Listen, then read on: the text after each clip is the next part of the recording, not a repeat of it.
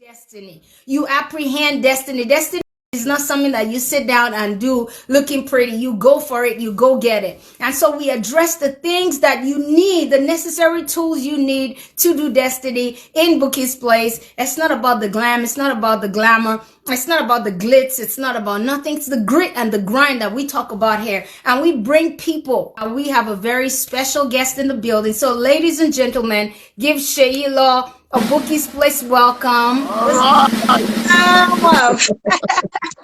How are you, my brother? I'm good. Wow, it's so good to see you, man. It's so good to be with you. It's so good to be with you. I think the last time I saw you was, I think, Isaac John. Yeah, we talked about that. We had a Yeah. performance together in Ikeja. That was what year? 20. I think that was 2012 or so. Oh my gosh. Oh no, dude. How you doing? How you doing? Welcome to Bouqui'S place. Thank you for having me. Thank you for having me. See, so let me give you the rundown. Here, we equip people with the necessary tools to do destiny. In a world where everybody's about the likes and all that stuff, we want to give people practical tools, especially now that everybody's in a lockdown. People's identities for so long have been tied to, I'm a lawyer, I'm a this, and now it's ripped from them. They have to start from scratch. It's a big reset button, so there are people like you, that have gone through stuff. And there are people with dreams just maturing in their hearts. But because they never hear the side of you that, toiled, they take their own dream, they measure it against Seyi Law's, finished product. And in their minds, they're like, lie, I can never be like Seyi Law. There is going to be. Yeah, so it's understandable. Yeah, so you're going to tell us your story. Start from the beginning, where you were born and everything, and we take it from there.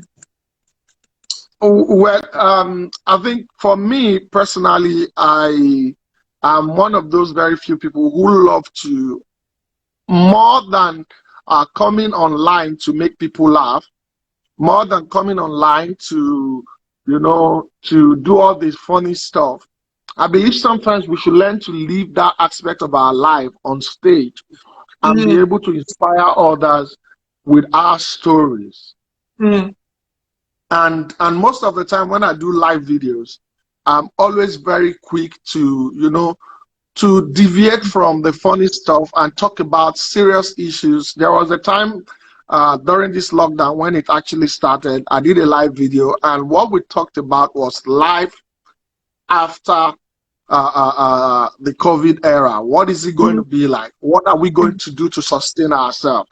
What are the things that are going to be trending? What are the lessons that we're taking away from the COVID era that we can use to equip our lives in the future that is coming?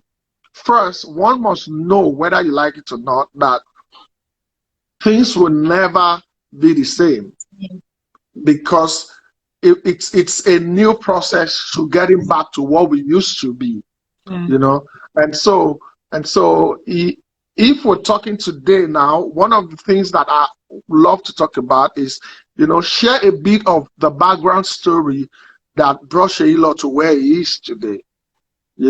I'm very repetitive in these stories because I keep saying it everywhere I go, because I believe it's my story. It is the story. It goes before the glory that people celebrate today. And so if we don't share it, there is no way people will know about it. First, one of the notions that I love to correct is the fact that people think that entertainers are just people who probably couldn't achieve things academically and then decided that entertainment is the escape route from poverty and you just jump into it. That notion has to be corrected in the first place. For me personally, I always say that there are certain part of my stories that I am not so proud of, because when you understand that, it could be criminal, but at the same time, you also remember that you were able to put your brilliance to work as at that time. And one of those stories was when I finished secondary school, we used to go and write WAEC for people.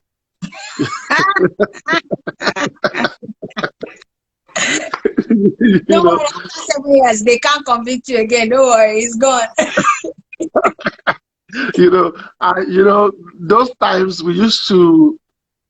I was a science student, and then they used to take us. I grew up in a Butte. They used to take us from a Butte.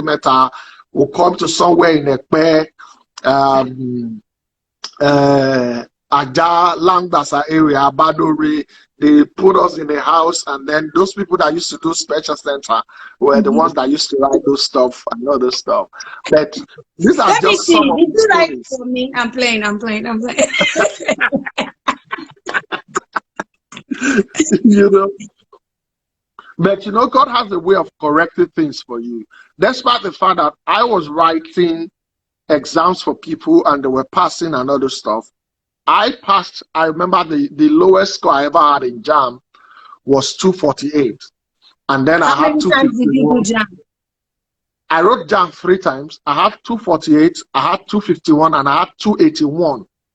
But you know that despite all those scores, when I got admission to study medicine, it became a problem for my parents. My mom couldn't raise the money for me to go to school. And it was in that process that, there was one time I'd even gone to OOU.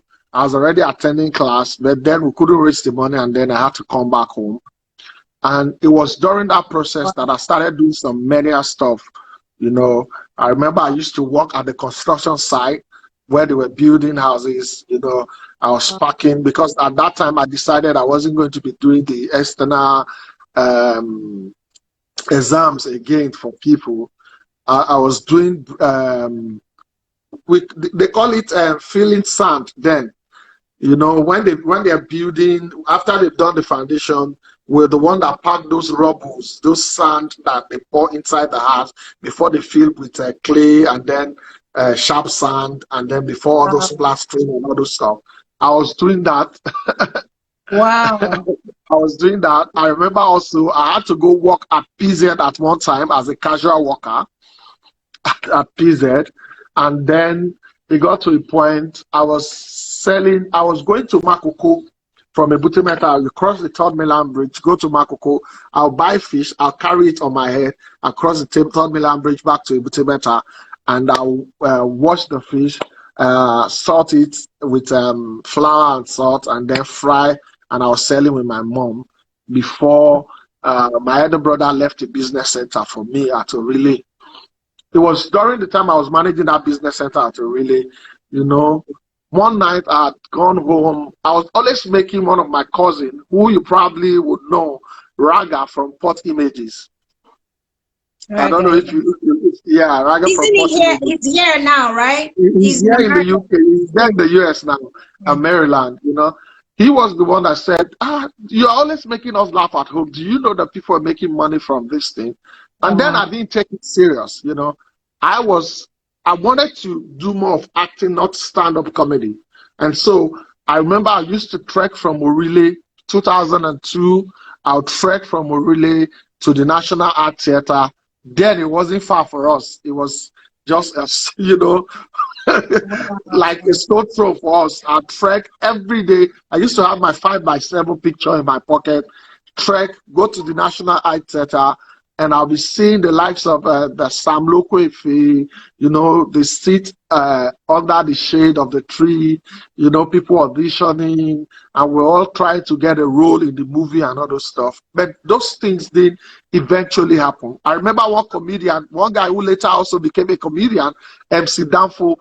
We were friends from there, we'll go to the place they call Winnie's Hotel in Surulere too, to see if we can get a role, even if it was Waka Pass, We're trying to just get somewhere into the industry.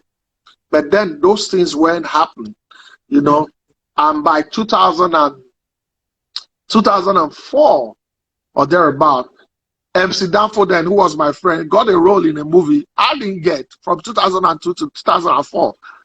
But we were persistent. We were always going. We're trying to get a place. And so when I couldn't get, I just started, okay, let me just focus on my business center. I focused on the business center. I was doing my business center, making phone call at a relay. And some of those things that I experienced at a relay, most of them became the basis for my comedy. Because I saw, the lives of the bus conductors. I saw the lives of the touts, all those Agbero and all those stuff. And I'd interacted with them, fought with some of them and all those stuff. So, when I eventually started doing comedy, they were part of the people who informed the use of Yoruba in my jokes.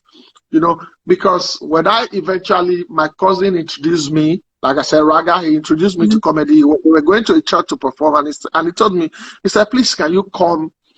Yeah, funny, come. When they introduce us, you go on stage, crack one or two jokes, then reintroduce us on stage. And so he took me to that church. I'll never forget, the Redeemed Christian Church of God, New Life Parish in Ikmori. That's the Alaka side of Ikmori.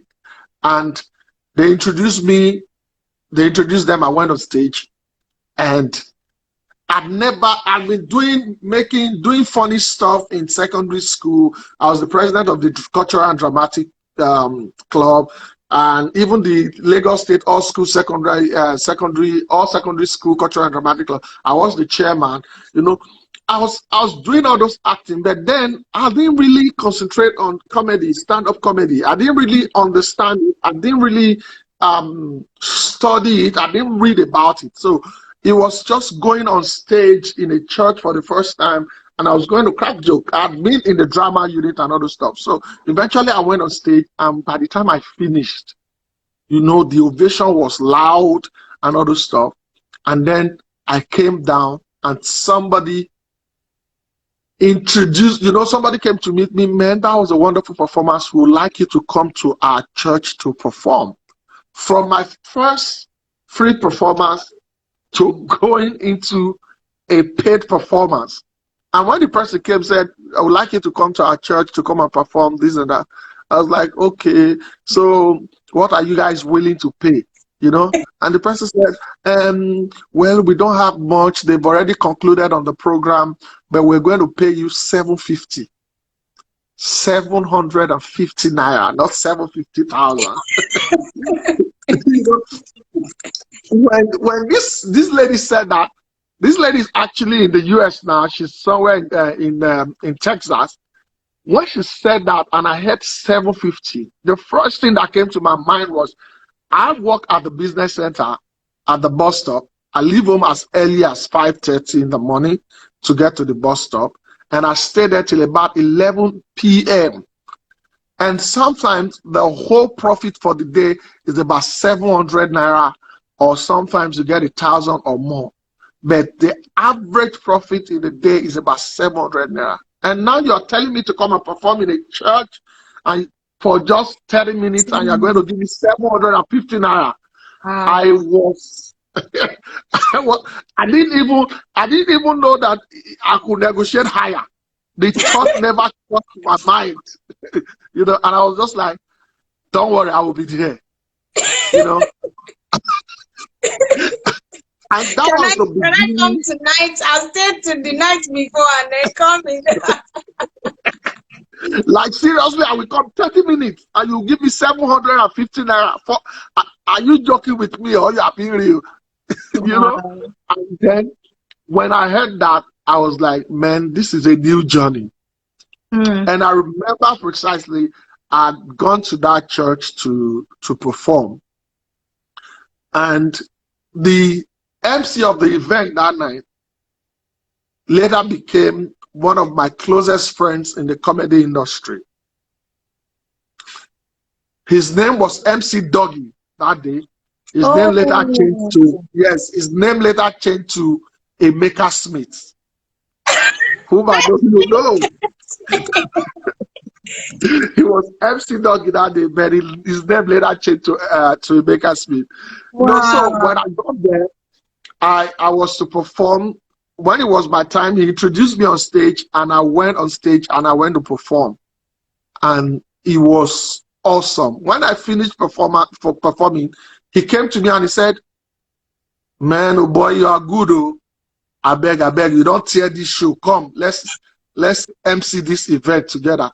I was willing to do that because I wanted to, it was more like a battle to showcase myself and introduce myself newly into an industry that has just come into. And that was going to be my second performance ever as a stand-up comedian. And this was in 2005. Wow. Yeah, this was in 2005. After having been at the National Theatre from 2002 to 2004. So sometimes, like I always tell people, your ready time might not be your set time. Your ready time might not be your set time. And sometimes you don't have to know exactly where you're going before you start. You have to start making a move to understand the path to where you are eventually headed. Hold up. Can you break that down? Your ready time is not exactly your set time. Break it down. I'm going to get to a story where I will explain that into details. But the second thing that I said, where I said, sometimes you don't have to know where exactly you're headed, but you have to start to allow the process to unveil itself as you go. And that one of the things I always use as an example is I always talk about the headlamp of a car. It doesn't show you the end of your journey, but it opens you to the road gradually as you move on. And before you know what is happening, you're getting closer to the end of your journey. And so for me, it was wanting to be an actor. But then it didn't come. Comedy became the first opportunity. But if I had not made the move of wanting to becoming an actor, the comedy aspect wouldn't have come. And when the comedy aspect eventually came, along the line, I have been in several award-winning movies. So sometimes, like I tell people, your talent opens you to other doors that you must not neglect. And so after I met Emeka Smith, we became friends and we started, he would call me. He had been in the industry before me. He's known some people. He's known some churches. So, and because he saw that I was good, he started calling me, oh, can you come and do so? I'm going to this church. Can you come? It wasn't about the money now. It was about getting known. Because I always tell people, if you build the foundation of your journey into the entertainment industry on fortune, you might meet the failure that will drive you out. So you have to build it on the right foundation, which is understanding the future of your future in the entertainment industry has to be on the right foundation, which will be able to thrive over failure and lack of fortune. And then you must also understand that fame, when you're able to build fame, you can use fame to acquire fortune. So sometimes some people want the money instantly. They want instant gratification, which might not come. And that is why the right foundation is you building your passion first. You have to build that passion because that passion drives you. When money is not coming, the passion is what keeps you doing it. Which are some of the things that we saw in the likes of Sam Lokwefe, Justice Seyi, and so many people who build the Nollywood that we celebrate today. If it was about money, those men wouldn't have kept the industry the way it was.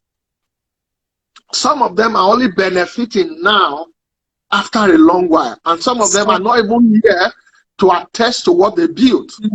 That is where passion comes in, and that's why I always tell people, determination is the passion to remain focused to a particular vision or dream, so that when your focus is switching or is drifting, your passion keeps you in check.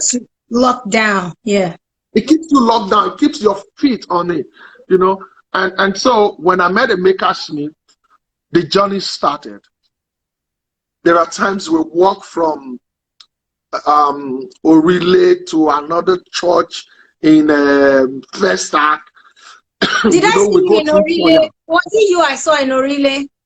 When It Morile is very, Colorado, Morile Taduragogo, yes, yes, Moarile. yes, yes, yes, yes.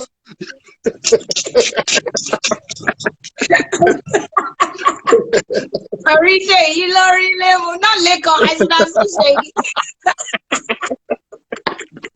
You know, you know, sometimes, the other day I was on the live video and I was talking with Joseph Benjamin, and I'm like, the industry are filled with new people who have had the privilege to soar on the foundation that was built by some people who they are not respecting right now.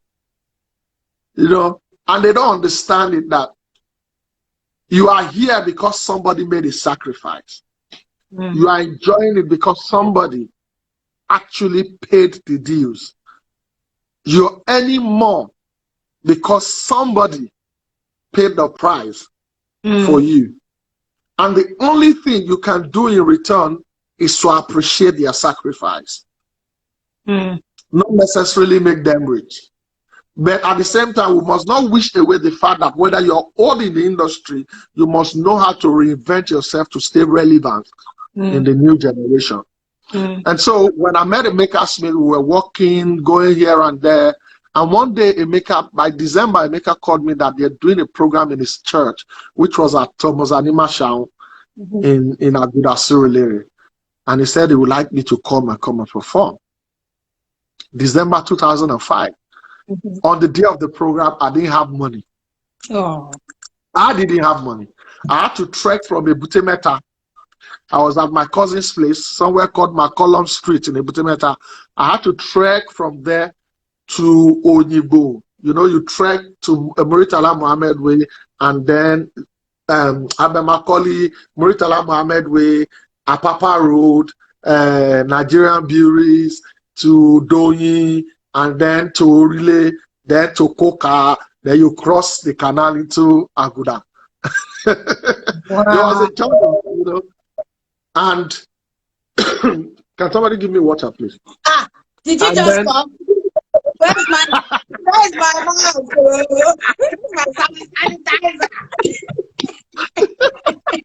Don't worry, I'll come and join your comedy club. And then, by the time I got to Aguda, I'd gone to meet Emeka Smith. I said, I'm here. And then Emeka Smith took me to the other guys that they were organizing the shows together. They were a member of a music group. And so when Emeka Smith took me to them, the leader of the group sat down, and Emeka Smith said, "Oh, this is the guy that I told you guys about. He's very funny. He's this one and that. He's the one that I told you that is going to perform." And because I wasn't too well dressed, the leader of the group looked at me from head to toe. He looked at me back up and was like, "What is this? Emeka now? No, now. I just do push past this thing now. This thing don't climb my altar now. No, now." Right in front of you. Right in my face. Wow. When he said all that, I was just laughing.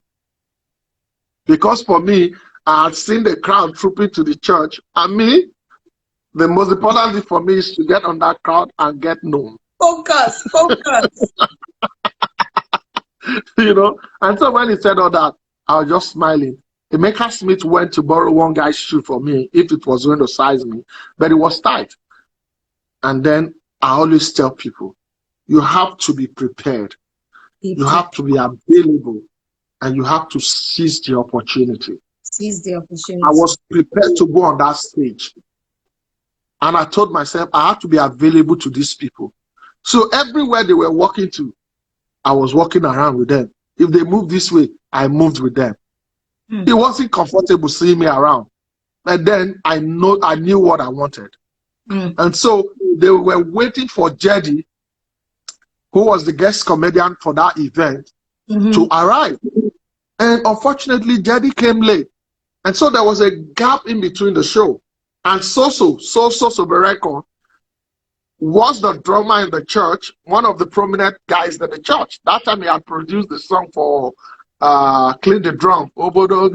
So he was drumming, and when there was that lapse in the show, Soso was the one that told them, that said, no, we should not allow this gap to be here. Why use somebody to fill the gap? I said, are they here? The guy was even angry, looked at me. And then, you know what I said? You have to be ready, you have to be available. And then when the guy, he said, okay, just let him fill the gap so that we'll wait for Jerry to come. And for me, that was my moment.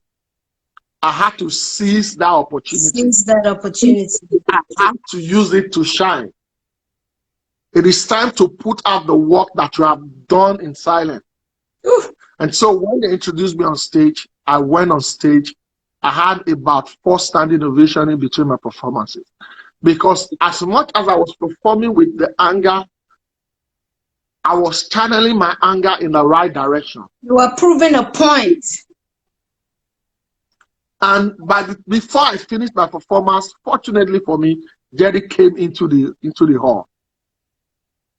And when Jerry came into the hall, he sat down, he was watching the performance. And when I finished, even then my stage name was Seyi, not Seyi Long. Because I always come on stage, I say Seyi, people will say no easy. I say to say easy before no day here they also. You know? And by the time I finished performing, people will kill your dream, man. You know, Jerry ran on stage, placed his hand on my shoulder, and it was literally prophesying into my life unknowingly. Saying this is a raw talent that is waiting to explode in this industry. Yeah. This is a massive talent. This is the bomb. This is the future of comedy. And he was saying all this stuff right there on the altar. And for me, it was prophecy, not just ordinary utterances. And by the time he finished, when we eventually finished the program, they invited Jerry to come.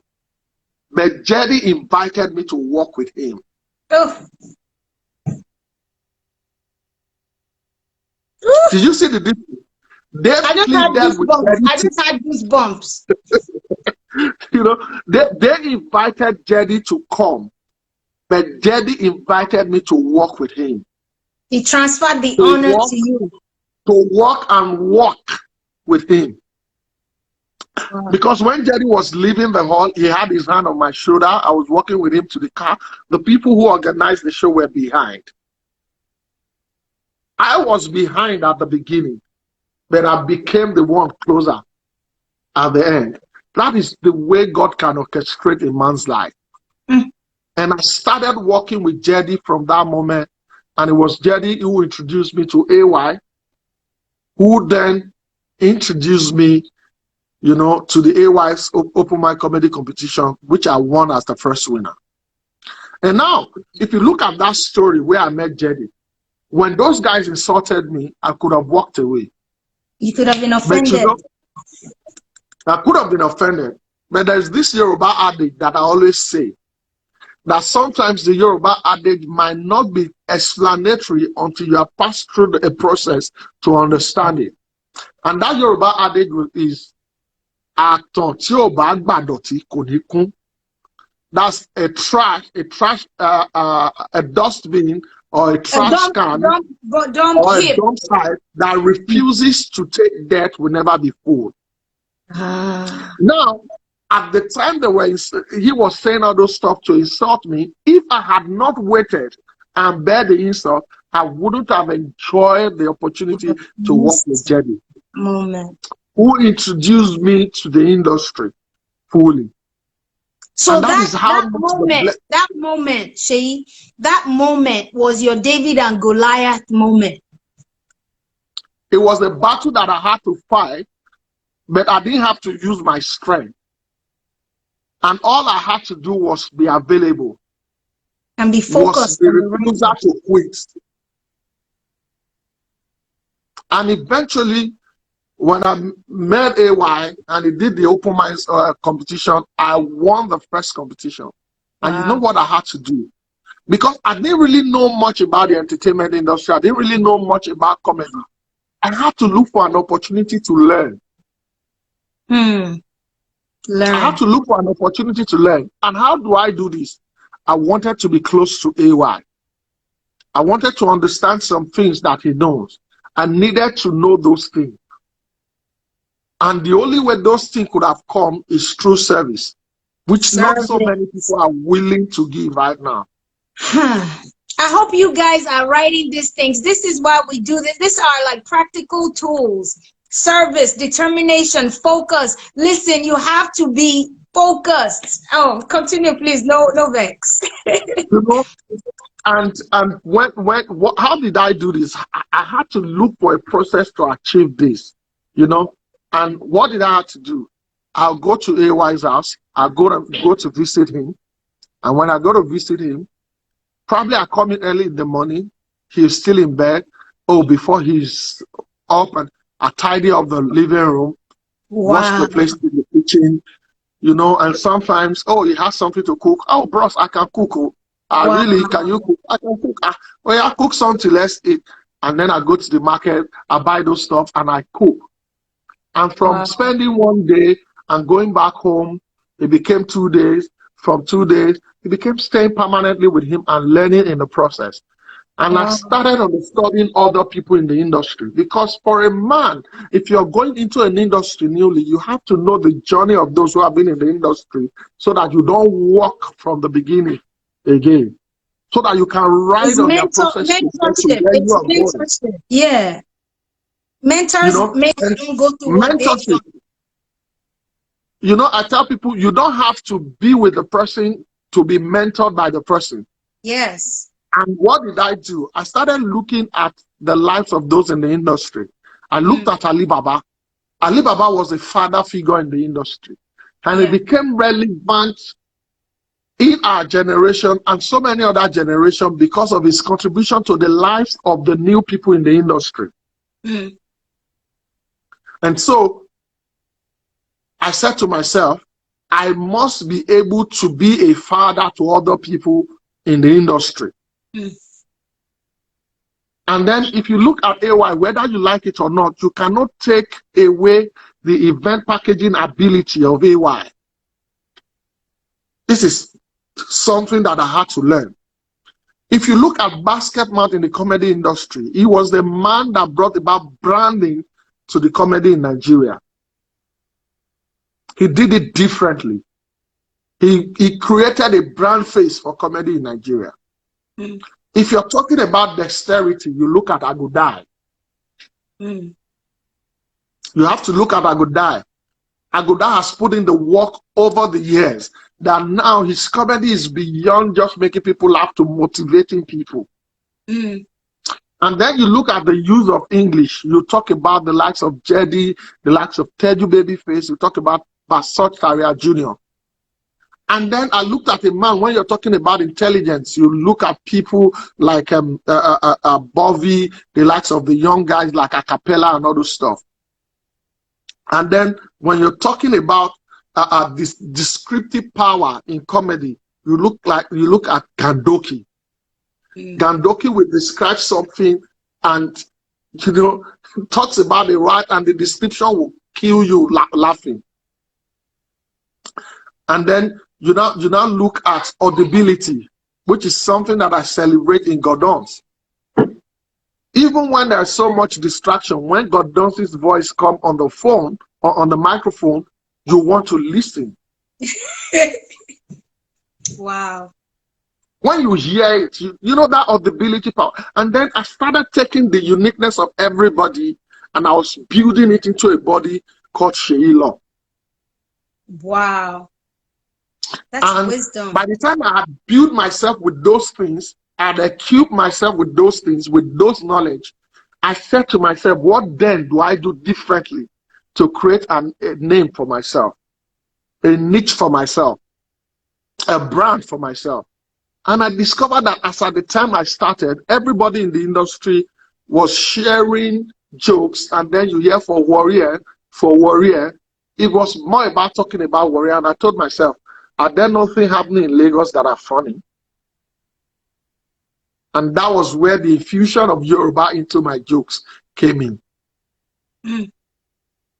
And by the time I started infusing Yoruba into my joke, a little punchline of Yoruba here, my pidgin English here, and then the stammering stuff that I was doing then, a lot of stammering jokes, people started asking the question, who is this boy that is always yabbing Yoruba people?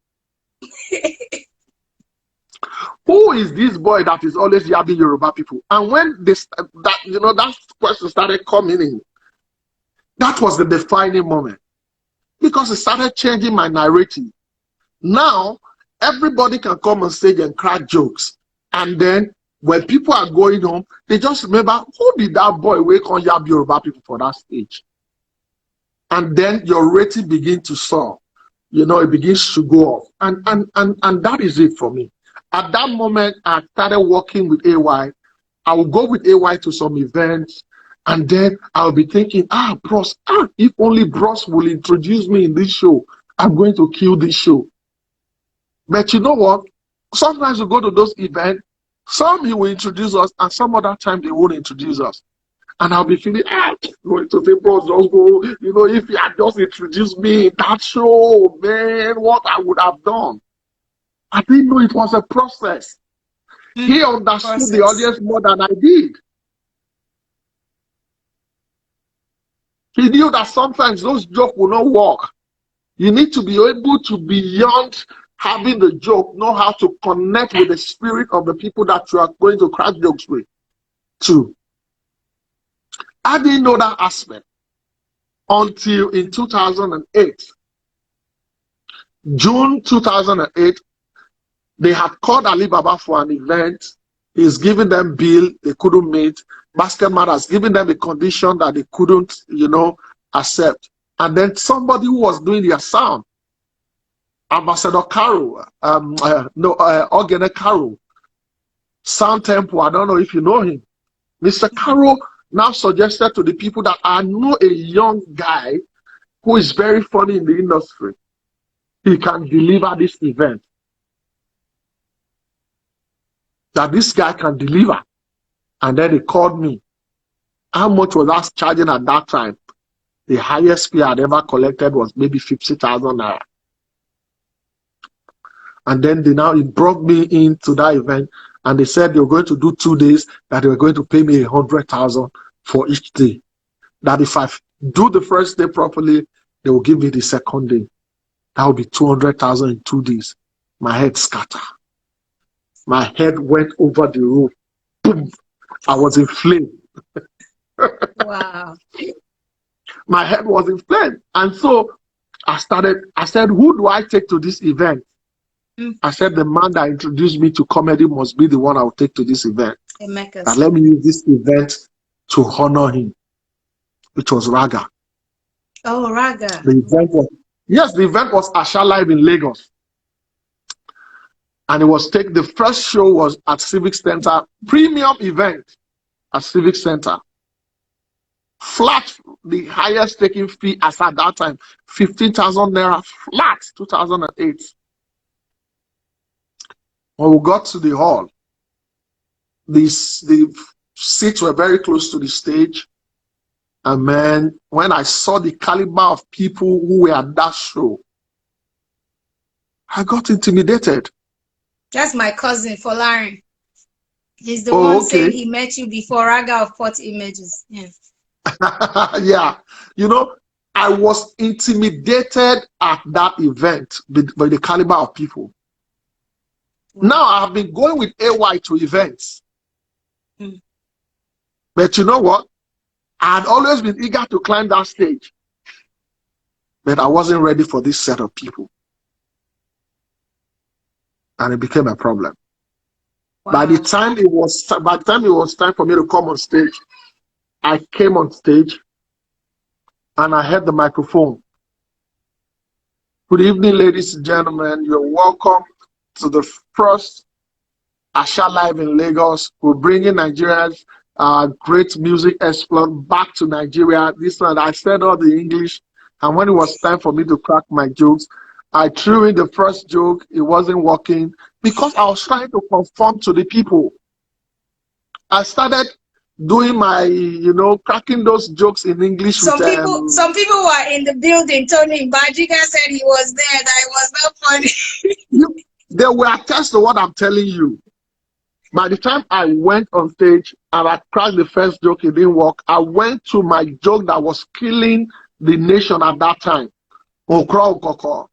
By the time I cracked the joke, Okra Okoko, I only heard people just chuckled like. And by the time that happened to me, the woman who was seated in front, one prominent woman, said, "Who is this? Where is Alibaba? Where is Basketman? Is this what they brought? Is this what they brought us to see? Wow. Who is this?" It was as if they took everything that was inside me out. I almost fainted on stage. I was dazed on stage. At that point, I knew that if I continue, I will embarrass myself the more. So I decided to introduce the first act of the day. And I said, "Ladies and gentlemen, please put your hands together for the man that will entertain us right now, GT the Guitar Man." And GT the Guitar Man came on stage to perform. I went backstage.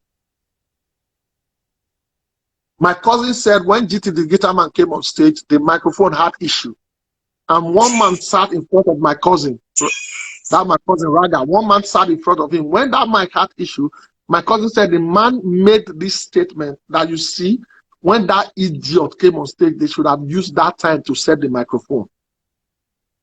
Wow. My cousin who introduced me to comedy, who was proud to introduce me to comedy, said if I had come out at that time to meet him, that he would have denied me more than Peter denied like Jesus. Peter and Jesus. I don't know you. But you know what happened? I went backstage, and while I was backstage, it was a moment of reflection.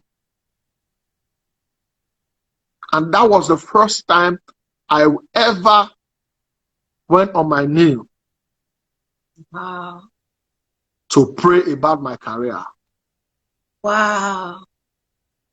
I discovered that I had a roller coaster into the industry, and I was enjoying the growth without necessarily praying if I had a future in the industry. And I remember that day I went on my knees and I said, "God, if this is what you want me to do, I need you to take it over."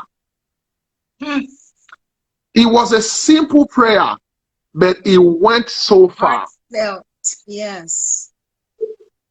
And after I said that prayer, a thought entered my mind. That, do you know that even though you are the one that has money and you pay it into the bank, if you have paid your money into the bank, when you're coming to collect it, you are not the one who determines how the teller will pay you back your money or where the teller will sign to pay you back your money. Those who contracted the teller are the ones that will tell the teller how to pay you back your money. And that was when I said to myself, these people have paid to come to this event. They are not the one who will determine how I will make them laugh. My job as I have been contracted is to make them laugh, not for them to determine how I make them laugh.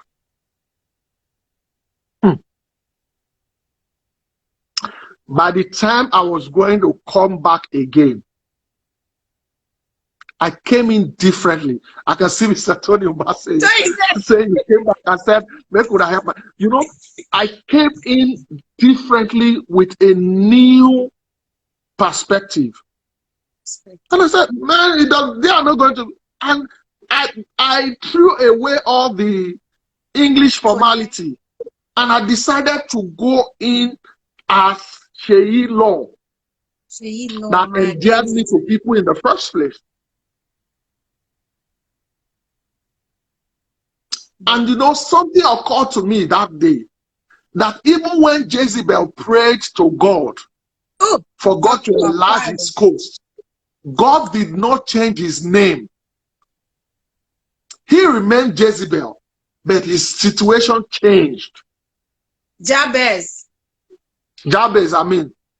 Jezebel and the witch. You know, His name remained the same, but his situation changed. My situation had to change, but that name, Sheyilo, has to register.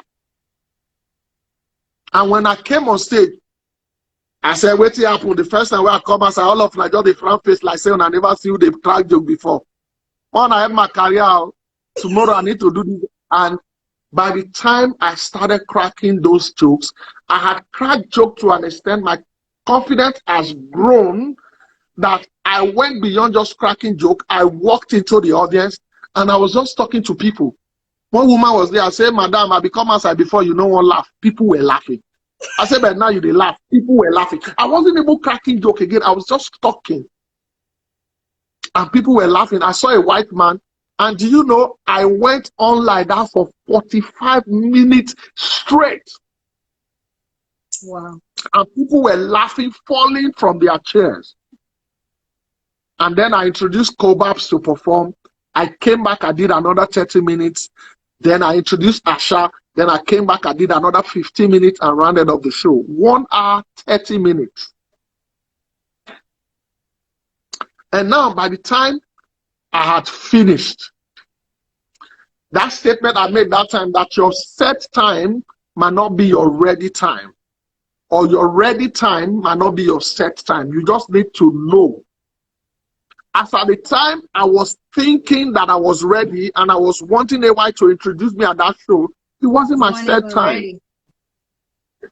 I wasn't even fully formed. And when the set time came, a revelation had to come from God to ginger me, to propel me to give what is really inside.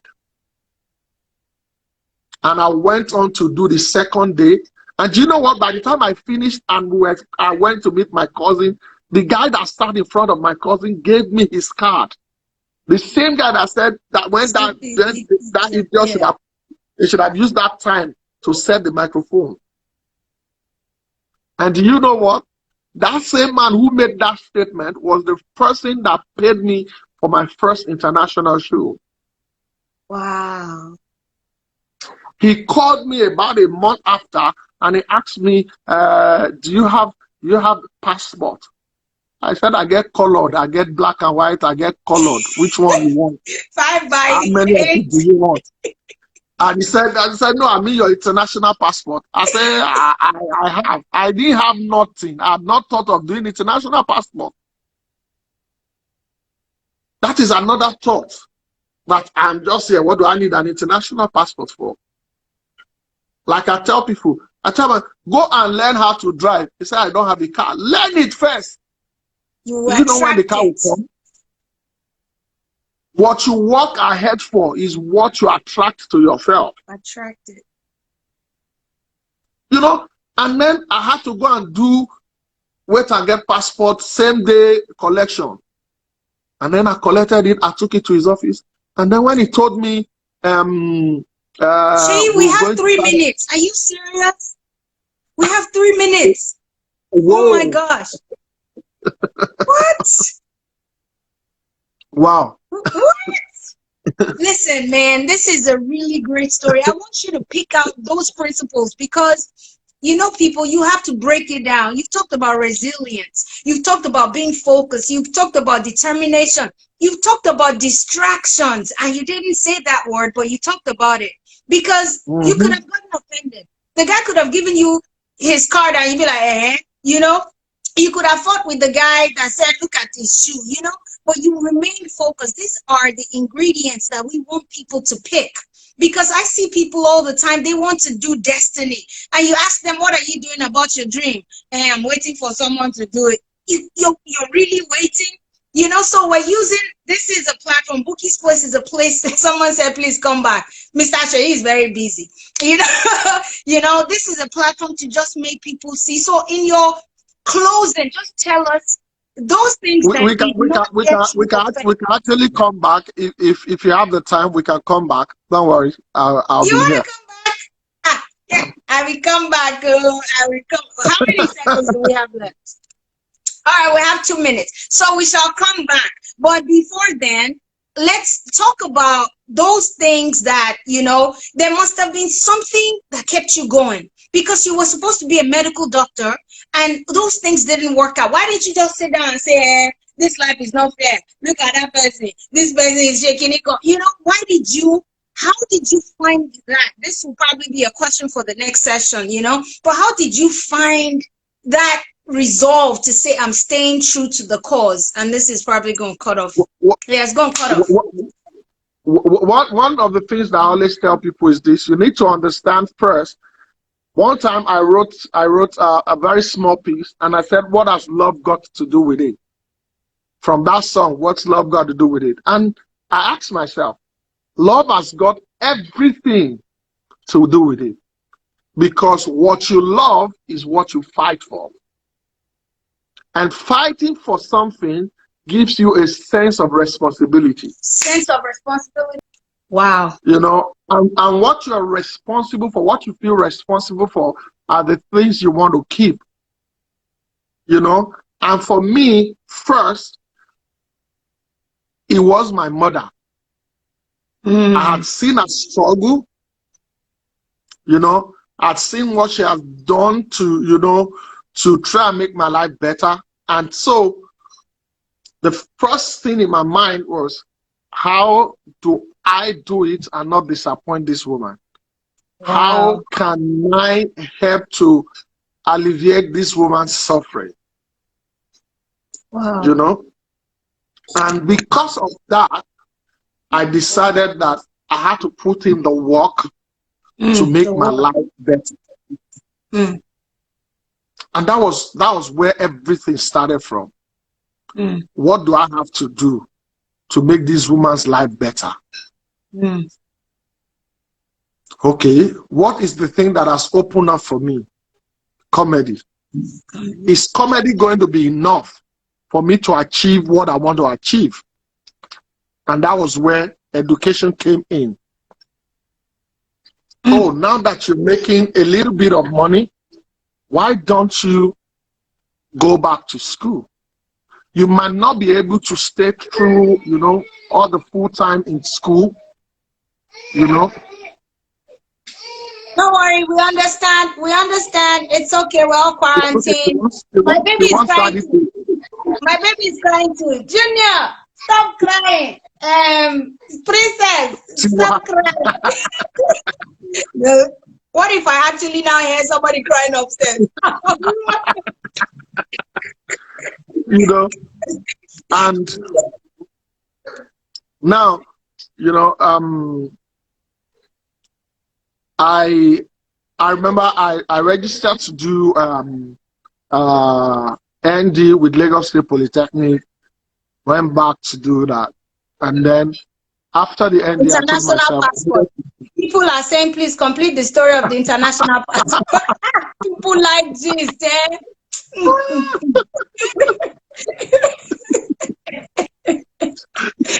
Okay, the story of the international passport. Don't worry. Okay, what happened was that the man eventually called me and he said, they're doing something in South Africa. I went to do my passport and all that. And he said, how much was I going to charge? And I just called from remember, the biggest payment was the 2 days event where I was paid 200,000. And I just said, for me to go outside Nigeria, I take 600,000. I just got 600,000. And the man said, can we pay 450,000? And when he said, can we pay 450,000?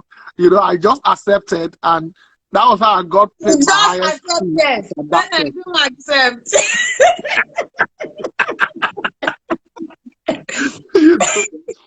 So basically, that was how I was paid 450,000 naira to go to South Africa for the first time in my life. Wow. And I remember my passport. I remember I just submitted my passport to the man, and I had to even write a letter for them to sign that my passport is with them. Me, that somebody who has not traveled before, who wants to steal the passport? So they called me about a week after that they've gotten my visa. I didn't even go to any embassy. Wow. That's how funny life can be. And I remember my passport became a form of prayer point then, contact point for prayer for the full family. Yes, so wow. Wow. You know, And this same guy that was supposed to be a destiny helper was the first person that at first rejected you. And maybe yes, not the first, but he rejected you at first. But that happened to you. And this is where a lot of people fall short. That happened to you. But the way you decided to, react is you can only control what you can control, right? But you didn't say that you did this, but you reacted and you benefited from it. It opened a whole doorway, a new trajectory to your destiny. So I'm just picking these things out so that people can know that I sent her a DM, I unfollowed her, she didn't respond. All those little things that people just sorry, continue. like when you said those people that say, okay, I sent DM, he didn't reply. The most important thing that I always tell people, as long as you can keep working on yourself, just keep working on yourself. You might become the reference point for that person. Sometimes you don't need, sometimes the people you look up to be your helper might only be waiting for you to do something so that they can celebrate with you. Or even take it from there. Some people, when they see you are carrying your dream and you're brushing it, they'll say, okay, let's help. Talking about even going outside Nigeria, when I was with AY and I was doing all the cleaning in the house and doing some things in the house, some colleagues will come to AY's place and do you know what they used to call me? They say it's AY's house boy. Now they wash car. Now they wash plates. Now they cook food. But you know what? There were certain things that I learned at AY's place. God rest his soul, Barrister Efere Ozako, whom I met through AY, was able to help me register my first company name. And I had a company account. I started doing receipts and invoices, packaging my business account and other stuff. And some of those people who even laughed and called me AY's houseboy, it was my company name that I used to write letter for them that gave them their first visa. Wow. But if I was no boy to AY, I wouldn't have learned that aspect of the business that eventually became an open door to even them that mocked me. So for me, again, another thing is you have to learn to keep your head down. Humility, like I always tell people, helps you to learn from those who are ahead of you, from those who are at the same range with you, and those who are coming from behind you. Because if you learn from those who are ahead of you, it helps you to be rated up to their level. And when you understand those who are coming from behind you, it helps you to stay relevant even in their own time. Earlier I saw Inyanya in a video. Do you know when I was doing yeah. Oh, that's my boy. I enjoyed the last section. I didn't see him. I remember that I was doing Who Wants to Be a Millionaire from way back 2006. And what were we paid? It was, entertaining the audience in between the recording of the show. And we're being paid about 26,000, from 20,000, it moved to 26,500 per episode. And sometimes you have to be there from 7 o'clock till about 6 p.m., 7 p.m. in the night, entertaining the audience. And from 2006 to 2009, when they started Project Fame, that Yanya won as the first winner. So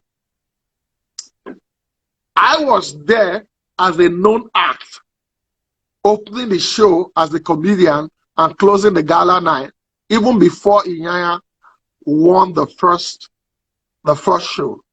But you see, if you decide to keep pride in you and say, Shebi was there, is my boy, I probably wouldn't have been able to relate with people like him who controlled a season in the entertainment industry. Mm. And that is it for me. You have to know how to keep the balance in the place of humility, Humility. and the balance for entertainment. Mm.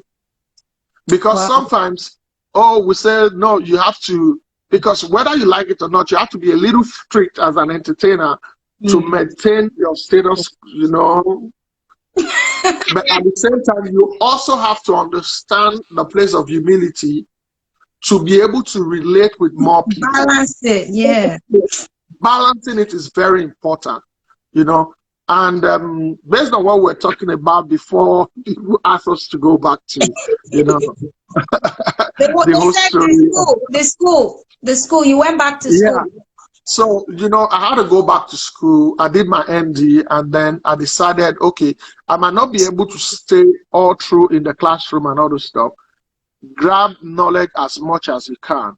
I remember going for events and being told that I had to introduce somebody to do the HSC briefing at events. And then I told myself, what is this HSC all about? And that was what drove me to go and do the level 1, level 2, level 3 of the health, safety and environment from the Chartered Institute of Environmental Health UK, at an affiliate school here in Nigeria. And ever since I did that, I had for the last 5 years been able to host the Niger Safe Award and African Safe Award consecutively, because I became an HSC practitioner, somebody who understands the business. But if I decided, what does HSC mean? It doesn't concern me. I probably wouldn't have gone back to acquire that skills that opened me to another opportunity.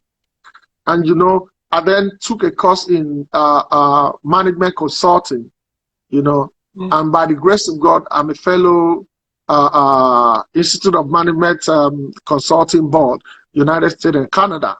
And for me, that is just trying to understand, that there are other aspects of business that you need to know. I've gone to do advanced diploma in human resource management, how to relate with people. Sometimes when you understand your background and where you're coming from, you begin to take certain decisions to correct some things that has become wrong in your past. Unlearn some things you learned. Yeah. One of the biggest problem with the world is that we hardly want to unlearn and relearn and learn. Because sometimes when you unlearn those things from the past, you have to go and relook at them to understand it with what is currently happening and know if that they work in sync, or you have to discard totally. And sometimes, a lot of times in religion, it becomes a problem. Some of the old men of God who built the religion that we followed in Africa were people who were some of them were not naturally educated, but they were educated in the line of the scriptures, and they lived according to their time. And that is why when the new people came in, they begin to unravel some things that are different from what those people brought in. And so when the new generation is rising now, it's becoming a problem from those who learned from those who started it to understand the perspective of the younger ones. And it begins to create gap. Instead of building and covering the gap, it's disconnecting the gap, which is not the best thing to do. So for me, I always want to learn new things. I always want to celebrate the younger ones that are coming into the industry. Yes, I've acquired some certain knowledge, but how do you pass on knowledge, without losing yourself in the process? Listen, talking about losing yourself, for me to even see that I'm wearing a blue shirt, let's just say navy blue shirt, I have to look at myself, right? So talk about self-awareness as it relates to me coming to terms with, because some people, They'll be lying to themselves. I'm very honest. And everybody knows this guy is a liar. So how do I look at myself? Because our eyes were built to look, right? I'm looking at you. You're looking at me. If I need to see me, I need to get a mirror, because my eyes were not built to see me. Those cartoons that the eyes come out. That's not how God created us. So talk about self-awareness and self-evaluation as it relates to destiny. And then we'll do decision making after that. Yeah. Yeah, self-awareness. First of all, one of the quotes that I love to always tell people is that self-development is key to your business and physical growth. Self-development, which were part of the reasons why I had to go back to school to learn more. Because when you come into the gathering of intellectuals and people who know better than you, you begin to understand their ways and you begin to recomport yourself, which is very key. That is why one of my best friends, Mr. Seyi Martins, I know he's here. He's been commenting. He didn't pay you. This is somebody who happens to be my senior, way senior in secondary school, way senior, and then eventually we ended up meeting, and he was humble enough to become my friend. What now does it cost me to bring myself down from the elevated position of an entertainer to be able to learn new things from him? It becomes an aspect where we share wisdom, knowledge on things that you know and I know, and things I don't know that you know. And that is it. How does this work for you? How do you take it? How do you take cognizance of those things? Do you have somebody who can tell you that it should be done this way? And you will listen. Because sometimes we are at an elevated position that bending down to listen to somebody who is lower is an issue.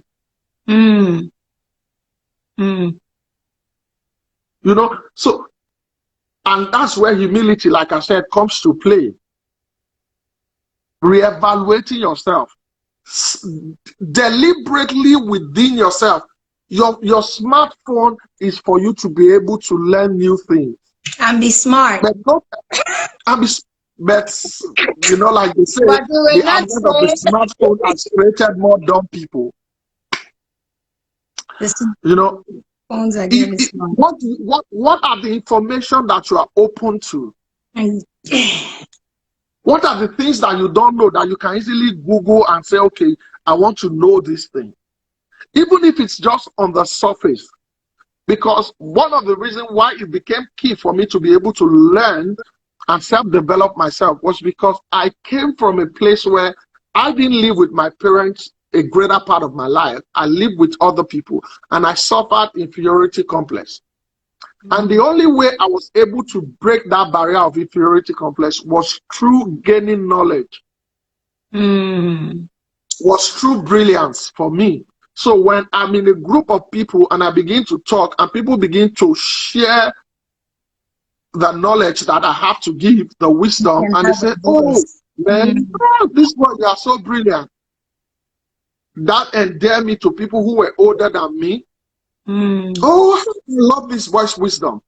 And once I started hearing such words, I said to myself, I must not lose myself in this place. I have to get more wisdom. That's why even the Bible says, in all thy getting, get understanding and get wisdom. So instead of life throwing you lemons and you getting upset, you sat down, you peeled the lemons, you cut it, you squeezed it, you added sugar, and you made lemonade. Because when you're at a disadvantage, some people will look at it and just get offended and get, distracted. But instead you said, this isn't working for me, but I will make sure my voice is heard this way. Another thing that happens to people, the drive, the motivation is, I will show you. The reason why that doesn't last is because if Seyi offends me now, And I say, I will not get that. I will show you. And I'll start working to show Seyi love. But that's a wrong motivation, even though I'm doing everything, you know. After we have showed him, what else are you fighting for? There are other. One thing about life is that no matter the level you've gotten to, there is somebody who has been there before you who will show you too. So life is not about revenge. It's about correction. You know, and one of the things I always tell Christian people is that when we read the Bible, we need to understand it more deeply than just the surface of it. I always tell people, the Bible says the fear of God is the beginning of wisdom. It didn't say the fear of God is all wisdom. When you understand that it's the beginning, that means it opens you to the first, to what starts wisdom. Preliminary.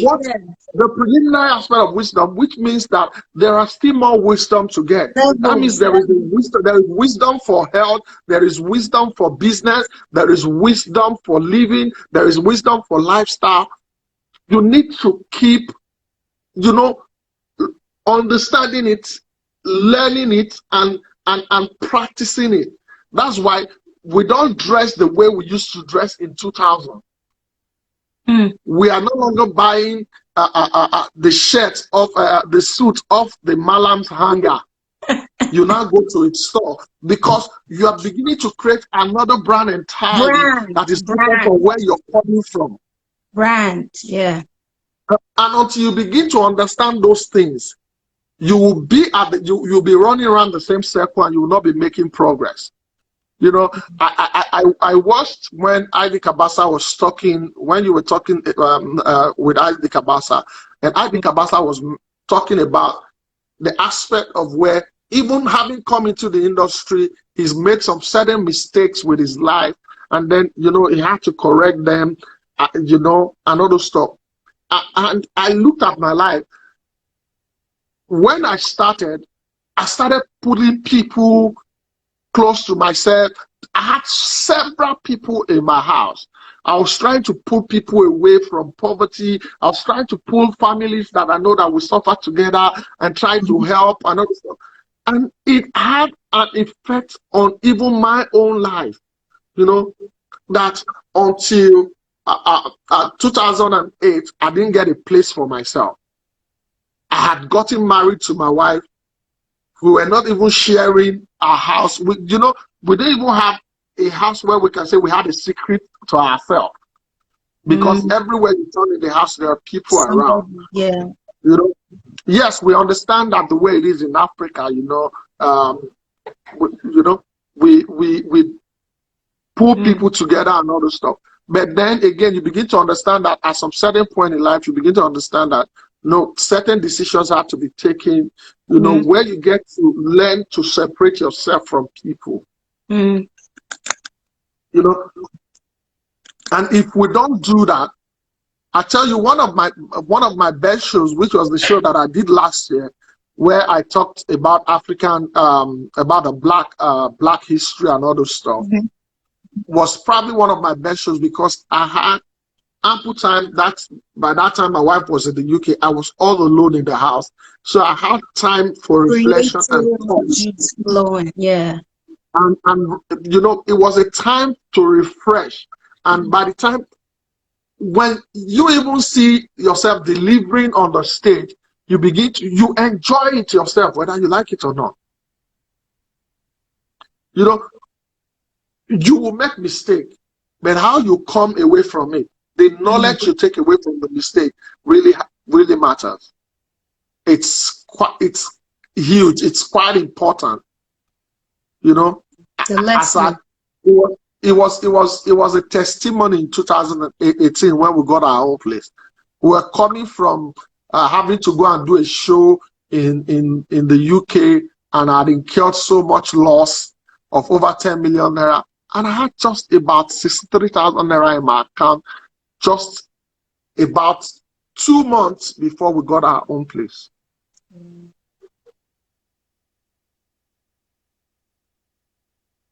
That was where God showed me that See, I am God. If somebody partner with me at my show, and this person signed a check of a business of about 20 something million with just ordinary pen, and it was a lesson for me that if somebody can put 20 something million down with a pen for you, how much more can God do for you? Coming from somebody who had just about 60 something thousand in our account 2 months before depositing for his own place. That is how huge God can be in our lives. Understanding the process, living the process, learning through the process, and taking away lessons from the process is and even trusting very important. Yeah. Trusting that God can do it. You know, sometimes things we'll say with our mouth, we think that they're just ordinary words. I remember at that time, I told my wife, I said, no matter this year, we must move to our own place. I don't want a new rent for this place where we did. I said that to my wife. I had said it to the wind. Existence. Yeah. But it was a word that has gone ahead of me that later became a reality. And those are the things you see, and you begin to understand that, yes, there is truly a God that orchestrates happiness in our lives. Yes, yes. You know, and that is why I tell people, you're coming into the entertainment business, everybody have their faith base. Some people it is traditional, some people it is Islam, some people it's Christianity. No matter what your faith base is, you have to understand it. There is a supreme being that orchestrates the happening on earth, whether you like it or not. And you need to know it. You need to just understand it. And align. Industry, you must align yourself with it. The industry, I tell people, your worst enemies are the ones that you sit with backstage. What do you mean by that? See, not everybody understands that you are not in competition with them. Some will fight you spiritually. They will fight you in all the aspects that they want to use to fight you. But how pure is your own heart? Like my dad will always say, if you are open and plain enough, God will bring your enemies to gossip at your doorstep. Well, you can hear it. They will come and gossip it at your doorstep. Some of you just find out that they will say something about somebody, somehow will come and tell you. Or they will have a problem that will make somebody come and say what this person said is. I remember in 2018, I met a comedian in Kaduna. I had not really, I had heard his name. So when I got to Kaduna, I was just being myself. When I saw him, you are the person that is bearing this name. This one, I was so playing with him, so you are based in Kaduna? He said, yes, our house is in Kaduna. Really? Young guy like me. Let me go and know your house. Now let me come and greet your mom. We went to the mom's store. From there, we went to the house. I ate in their house, and all those stuff. And the day he called me and he said he was coming to Lagos, I just said, no problem. Once you get to Ojota, just call me. I'll pick you up from Ojota. This one. Get to Bega, call me. I'll leave my house. Wait for you at Ojota. I'll pick you up. And he came to Lagos. He was supposed to do a show that was cancelled. And from there, I brought him to my place. And because it was December, I was a student. I said, don't go back without anything in your hand. Be following me to my events in December. And when we go to event, take this 5,000, take this 10,000. I was trying to just give him money. And one particular one that we went to, I had about 2 events. He had to cover up at one place. I performed to an extent, left him there, went to the other one, came back. And when they paid me balance, I just gave him 50,000. And by January, when he was going to go, he had almost 120,000. When I gave him that 50,000, it was when he now told me that, he said, do you know that when I was coming to this Lagos, what they have said about you? That what they have said about you. That you that they said is the bad person, is this one, is that one, that you are proud. Because why? Because I was the first young comedian to own a car. I was the first young comedian to be at the, I wasn't in competition with anybody. I was just trying to grow myself. But for them, it was a competition for them. Why is it the one doing this one? Why is it the one making this program? And by the time he said the people, because when he even came to my house, he said he was going to see some people. He went to the house. He said he was there from morning till night. They didn't even ask him if he would drink water. He had to run back to my place. And now he was going by January. This was 2009 January when he was going back. He had over almost 120,000 with him. From the one that I've been able to give him in December, somebody that was supposed to do an event of 40,000 in December, that was cancelled, was now going back with about 100 and something thousand that he has gotten from me. And that was when he now said, this was what they have said about you. So if you didn't give him, himself would have just said, Uncle, bye. If probably I have decided that they've canceled your event, so yeah, go back now. And I had not been the compassionate me that I was. Showed yourself, yeah, showed your true self, yeah. Which is what my father said. When I think about the words, I saying it now, I just remember that if you are plain enough, if your hands are clean enough, it will bring your enemies to gossip at your doorstep. Yeah. But those people that said those things about him, some of them, I know them, but I have never reacted to them that I heard something before. Because it doesn't matter to me. Doesn't matter. Because I have not even gotten to where I want to get to. So fighting with you is a distraction. It's a distraction to where I want God to take me to. Wow. Wow, there is a colleague that I had issue with, and one day I was talking with my wife, and I was like, man, when I will get the money that I can sit down and talk to this person. And my wife said, if you talk this way, how do you want God to bless you? You want God to be thinking that it's because you want to have money to be able to challenge this person. Is that why you do? And so every time you need somebody who will be able to, when you are deviating, somebody who can talk you back in line and make you understand that this person shouldn't be the reason why you are aspiring to be. What if he now dies? You now stop aspiring. Wow. When you now have the money, you want to brag to who then? Wow. So understand, having somebody who has the wisdom to be able to keep you in check is another thing, because you can't even do it alone. Just as simple as it was that my wife just made that statement. She probably has just said it and she had forgotten. But then it became something that I had to think about. I said, truly, are you sure in the last so period it hasn't been about you trying to attain certain level to be able to prove to win a battle that you were not even fighting before? A battle that probably is even in only your own mind. That might just be an alternate reality that's not even real.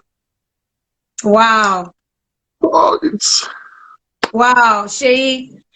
Talking about battles in our minds, there are voices that tell us stuff. If you're talking to me like you're talking to me now, if you say, Bouquie, shut up and all that, I can talk to you back and say whatever is on my mind, because you're external. You're away from me, outside of me. I can attack you. But what do I do to the voices in my head? The voices that tell me, oh, Bouquie, you're not enough. You're not good enough. You'll never be good enough. How do I shut those voices down as it relates to my destiny? First of all, you have to look at your heart. It is so key that most of the time we'll think about what people see about us than what we know that is inside of us. We want to present a certain person to people. We want to create this image to people and be what we present to people, forgetting that beyond your presentation, there is a container that hides things inside. That is why the can of tin tomatoes will be on the display looking all beautiful, and yet the content inside has expired. Now you have to be able to know how to purge yourself, discarding those content that is inside of you that has expired. And that is when you need to know how to talk to yourself. Talk to yourself. You see, there is a Yoruba adage that says, "Kò tá bá bọ́bọ́ sọ̀rọ̀, tí ò bá bára ẹ̀ sọ̀rọ̀, kò ní yí padà." Which means if we talk to a child, if he doesn't talk to himself, he will not change. For himself, he will not change. Have you forgotten that there are times when we're growing up, our parents will flog us concerning something, we will go back and do it again, they will flog us again, until the day we'll just tell ourselves that, well, I'm tired. I don't want mommy to be flogging me again. I beg, what is even in this system that I'm killing myself over? Yeah. That is where self-reflection has to come in. Wow. You see, sometimes what we keep inside us that we think is going to be the reason we're going to succeed is not what will actually make us succeed. That's where we have to learn to purge ourselves. That's why I always use the tin tomato as my example. The Derica, the tin tomato, that Derica is more popular as a measuring container than even the tomato that even the tomato that was originally meant to hold. That's true. One Derica of rice. Chai. That tomato is Derica tin tomatoes, you know, Derica tomato paste.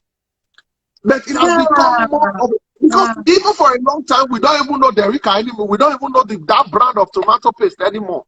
Wow. But if you go and buy rice, you will say, "Give me one Derica of rice, one Derica of beans, one Derica of gari." It becomes a measurement container, more popular as a measurement container than even the tomato It's paste that you use to hold. purpose. Yes. Wow. So you need to learn how to purge yourself of your initial thoughts. Think it through. I've been doing this thing this way, it's not working. Like I tell people, persistence and consistency doesn't mean that you are not open to new ideas. It's just that you are open to new ideas to drive you to the same goal that you are aiming for. Oh, I want to have money. That is your goal. That is what you are aiming for. You want to have a bright future. But I've been going through it towards this acting. Is not working that way. This acting is not bringing the result. Okay, what if I try comedy? Okay, if I become known in this comedy, I can still enter back to this acting, which is my story. I was going and acting. I wanted to act. I was going to the National Theatre. Almost 2.5 years wasted for nothing. Until I eventually started comedy and I became popular through comedy. And I was doing comedy skits and people thought, this guy can be a good actor. And several award-winning movies after that. The ability to be able to talk to yourself. So how do I know which door to walk away from? How do I know which door I need to keep hitting till it opens? Because what you're talking about now is it's like a bird. A bird doesn't struggle to fly. A fish doesn't struggle to swim. It's in its DNA. So if I'm in front of a door and I've been acting all my life, I've wanted to act all my life, I'm standing in front of that door and I'm banging. What if the next role is coming to me, but because I'm like, okay, I'm just going to give up because it's not working? What is the role of perseverance? Because I'm saying it for some people listening now, it might just be the next try is their break. But because they've been trying so long, so how do I as an individual know which door to walk away from and the one to keep hitting on? Like I said, if you look at my story, I was going to the National Art Theater for almost 2 years and more, trying to get role in the comedy, in the acting scene. I was going to the National Art Theater, but I wasn't putting in other extra work. Extra work. Now, when I started comedy, I started doing skits. I was still acting. But there is something that has become visible, that has made the acting visible, which is the comedy. The comedy has made the acting visible. That means I have not totally discarded the acting, but I had taken another process to exhibit it. That doesn't mean that when you say you persevere, you might be hitting on the door with your hand. You are hitting the door with your hand, and nobody is opening the door. How about trying to hit that door with an iron? Oh, maybe it will be louder. How about you looking around? Maybe even the door to that key, the key to that door, somebody has kept it under the carpet.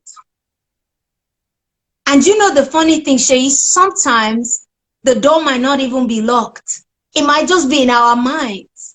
You know, it might just be that you try another way. You create a barrier for yourself and you are not really seeing it clearly. For me, it was, oh man, they say the people that are making it, they go to the National Art Theater.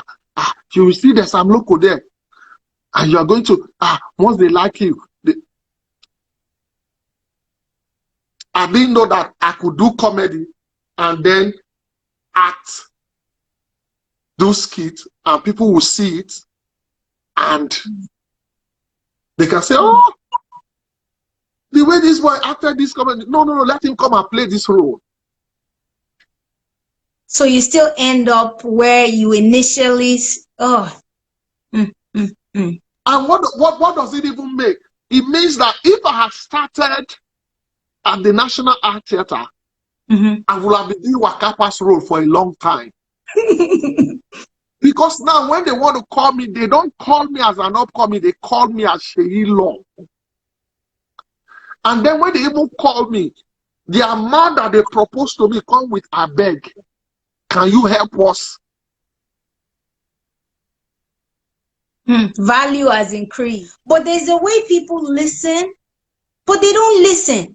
You know how we are as human beings. I'm listening now, and I'm probably listening for someone else. That's what Seyi should have done. That's Kotimon. So for Seyi, do you understand? We listen for someone else. We really don't see ourselves in the picture. But now talk to someone, you know who they call like a multi-potential, like someone that can act, that can sing, that can sew. You have like your left brain, you have a lot of talents. How do I recognize which talent to prioritize? How do I know that, okay, Seyi said acting didn't work out for him. He went the other way. How did you know that was the other way? Was it because the door opened and it was easy? Did you feel ease? Or what? Just tell me how I know which one to, you know, prioritize per time. Now, first, the door that can lead to many other doors open more easily. It opens more easily. It shows that you don't expend too much strength to open the door.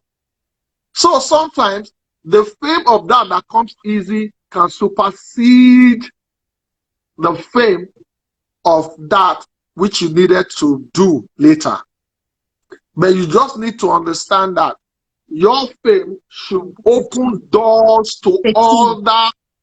It's a key. It opens doors to other avenues. You know my theory. You know my theory. I believe that exactly what you're explaining now. It's like your talent is like going into a crowded room and clearing your throat.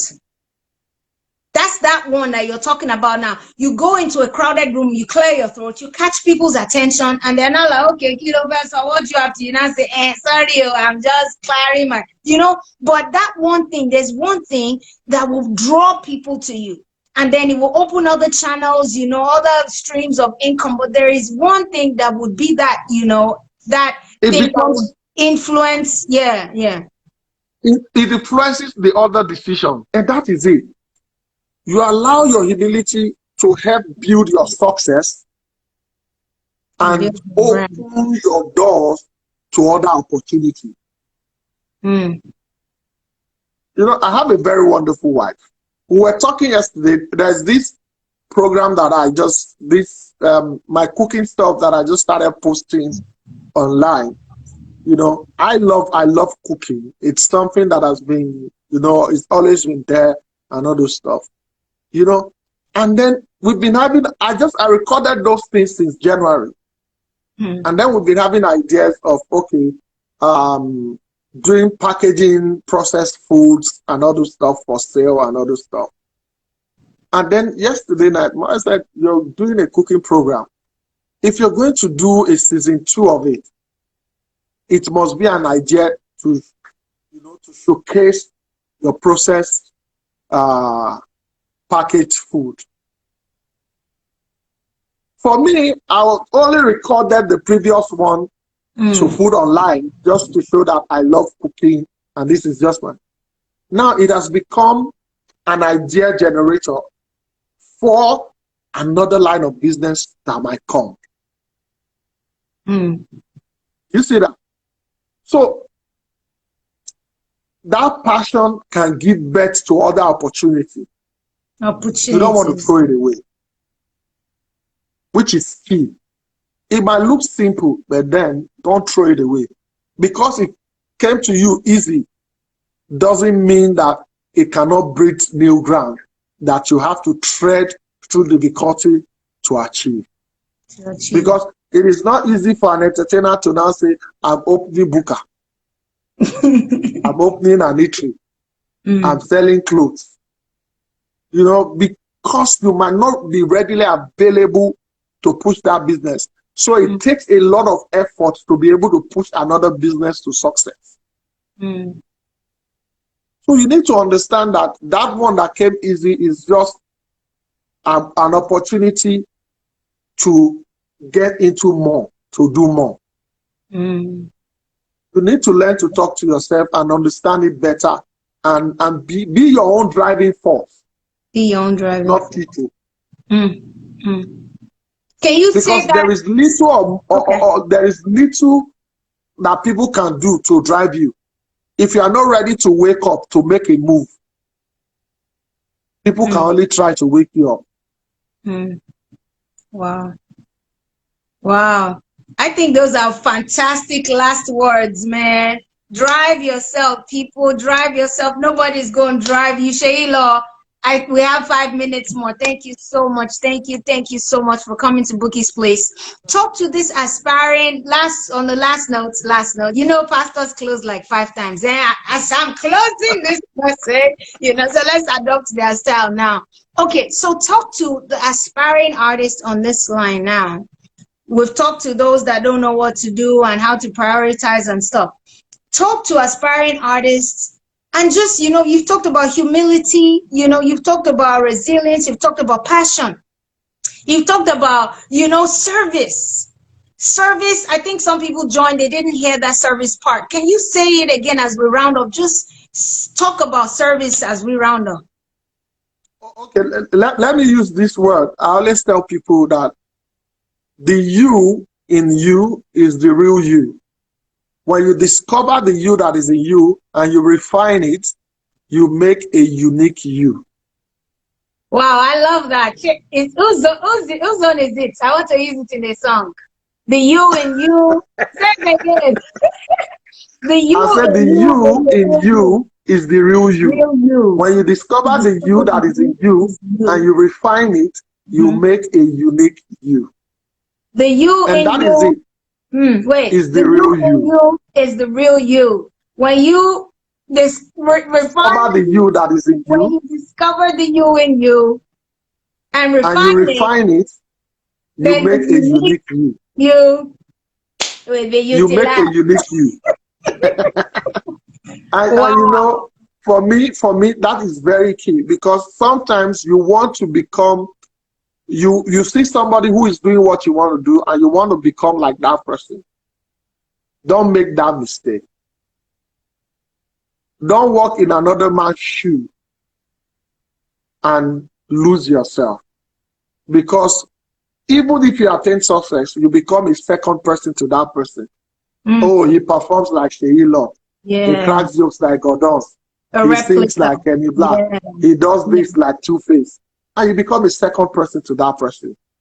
Build your own uniqueness, which was why after I had learned from all these other people who have been in the industry, I decided, what can I do differently to separate Seyi Love? And that was when I started infusing Yoruba into my joke, and then doing the stammering stuff, just to create a difference, which was what set me apart and helped me to grow. And as I was growing, new people were coming, doing the Yoruba stuff, doing the stammering stuff. And then because people were used to Seyi Love being the Yoruba comedian, I started, doing some of my jokes in English language to 1 minute. change the narrative, And talking about service, there are three ways you can serve people. You either serve them with eye service, or self-service, or true service. True service. If you do eye service, you are like that man that is climbing the elevator. The escalator will take you up.